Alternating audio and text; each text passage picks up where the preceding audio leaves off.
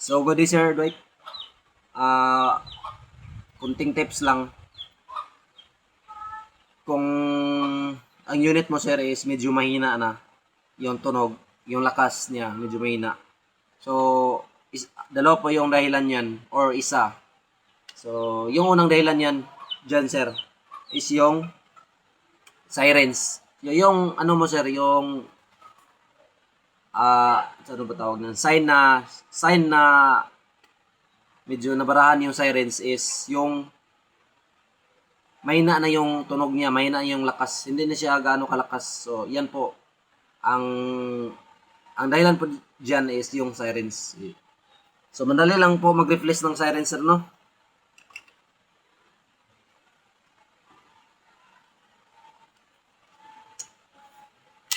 So, madali lang po mag-replace ng sirens. Ganito, sir, oh. Kunin mo ito, sir. Ilaan. Ganyan, no? So, hindi lalabas yung siren, sir. So, ang gagawin mo dyan, tanggalin mo yung itong barrel. So, ganito lang mag-dismantle, no? Para matanggal itong cover. So, tanggalin mo itong barrel. Tapos, pagtanggal sa barrel, tanggalin mo itong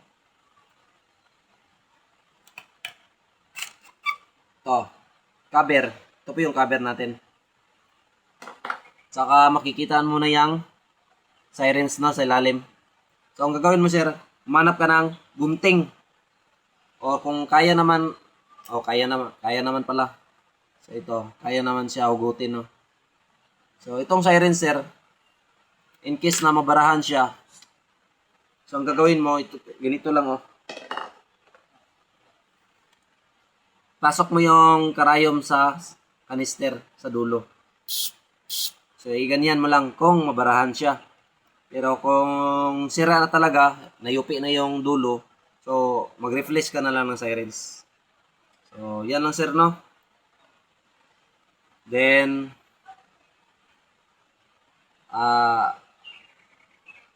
isa naman sa dahilan kung bakit pumapalya yung unit is yung sirens. So, ang sign po na mas sira na po yung sirens. Cricket, sir, cricket pala. Ikalawang dahilan kung pumapalya or hindi na pumutok yung unit is ang yung cricket igniter natin. So, madali lang po siya mag-replace.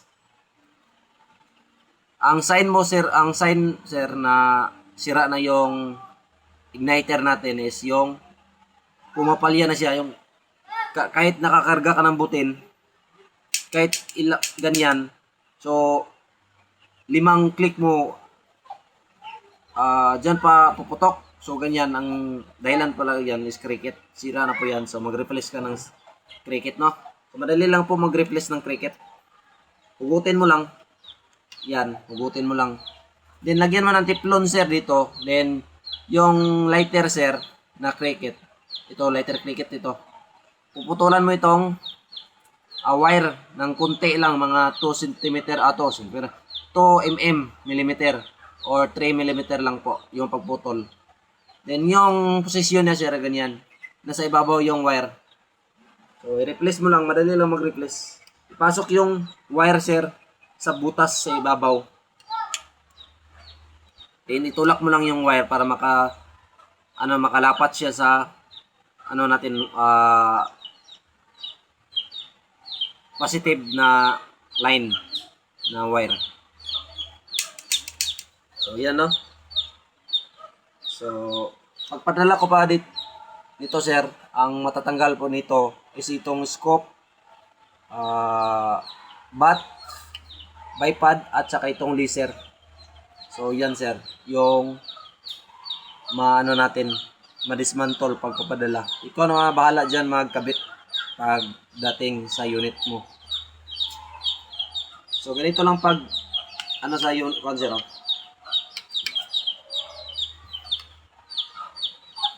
So, ganyan lang. So, kung unit lang yung makita, ganyan lang yung haba. So, medyo maiksi na siya, hindi siya mahaba na, no? So, yan lang. So, ano pa? di natin ikabit yung scope, sir. Baka kasi mabikil ma-disalign. So mas maganda yung iano natin tanggal para maganda yung pagbalot natin, no. Kasi baka sir ba, kasi pag shipping marami pong ikakarga na mga ibang items, so expect na talaga yan na baka kasi diyan lagyan na yung patungan ng mabigat ba, ganyan ba. So ang gagawin natin talaga sir is secure natin yung unit. So isa-sign natin pag balot, kaya para secure talaga. And then sir, diyan mo lang ilagay yung sir yan na sir i-label mo lang 1, 2, 3, then i-label mo sa number 3 yung scope, pinakaulayan na scope, ganyan lang. So ganyan lang sir yan 1, 2, 3, i-label mo lang dyan para pagdating dyan 0 pa din. So din itong laser sir, hindi po ito nakalain sa scope, no.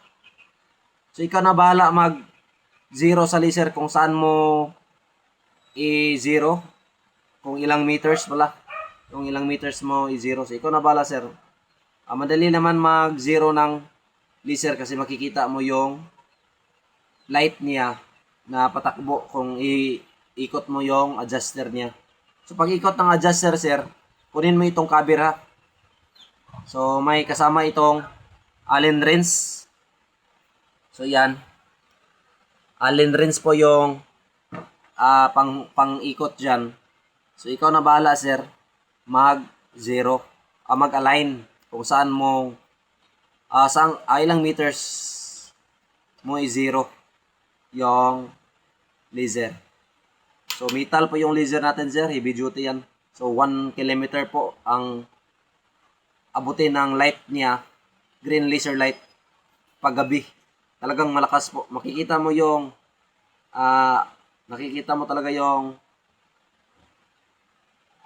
light ng green laser, no. Then yung bipod sir, so ganyan na pag i-label mo lang. So kahit hindi mo i-label po, i-label mo lang ganyan lang i-label lang.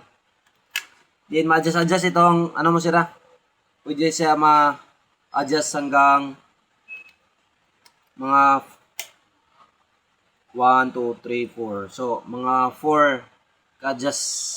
So, dito mo lang i-freeze. Yan. So, ganyan lang. Then, sa pagbalik naman ng silencer, gagawin mo, iuna mo itong cover. So, ganyan lang. Iuna yung cover.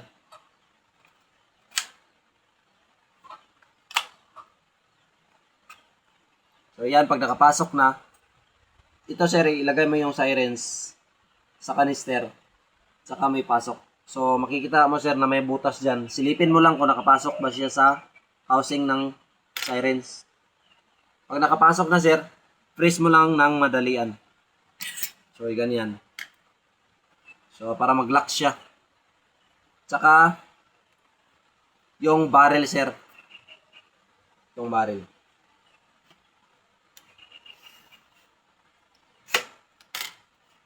So, yung barrel pala is 23 inches lang, sir. So, mahaba na po yan. Long barrel na po siya. 23 inches.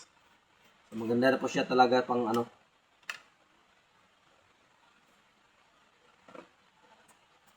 Then, dito naman sa bat, sir.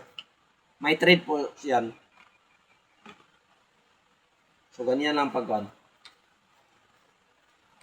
tamang higpit lang sa barrel, sir Pag higpit mo ba, tamang higpit. Huwag mo higpitan ng mga higpitan.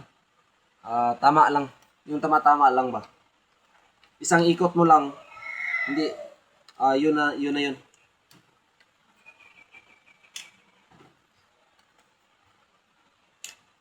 So, i-align mo lang yung dito, i-align mo lang pag maglagay ka na, no? Pag mag-assemble ka na. So, 8mm steel ball yung bala. May 50 free. May free tayo na 50 pieces na steel ball 8mm. Then sir, wag mong balahan sa may kalawang na no. Yung medyo may kalawang konti, okay pa yan. Pero pag kinakalawang na talaga, overall na ano mo, steel ball, wag mo nang ibala yan. Babara po yan sa loob.